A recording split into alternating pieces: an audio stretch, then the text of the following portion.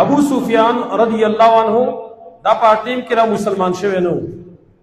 چونکې د مسلمانانو سره خو د دشمنی او د هغه جنگونه ډیر زیات او مسلمانان ډیر خپه شوي وو هغه نه یو پیره ابو سفیان د تیر شو په 100 کسانو باندې دا اسلام نه مخکې دغه واقع ده بلال رضی الله عنه صہیب رومی او دارنګ سلمان فارسی رضی الله عنه او یو 100 کسان نور ناسودا غریبانان صحابه کرامو قربانی والا خلق ډیر قربانی نه کړی په دې باندې ابو سفیان تیر شو پاغي په خاطر ورغی د چون کې هغه زوړ قار وته موجود دی نو دې صحابه کرام ویلو بلال صہیب سلمان رضی الله عنهم دی ویل والله ما اخذت سيوف الله من عنق عدو الله ما اخذها وی قسم په الله د الله تور جکم دی د دې د الله ر دشمن نه غازه ونني پورا چې دا قتل شی ونه له خون به کړی وي ځکه چې دشمنی ډیره زیاته و او دا دار مسلمان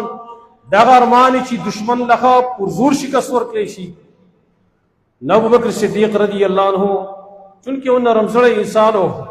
او دا خیال داو چې دا یو سردار دی د قریشو د سره منګل نرمي کو کې دې شری مسلمان شي او اخر سبیا مسلمان هم شو ابو بکر صدیق رضی الله عنه دي صحابه ته ویل دي غریبانو ته ولا تقولون هذا لشيخ من قريش تاسو د یو قریش یو مشر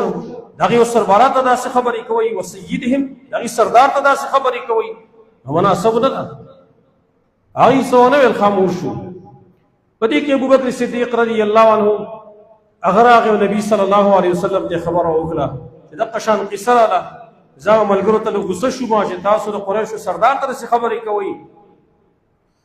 نو نبی صلی الله علیه وسلم ماته ویل یا ابو بکر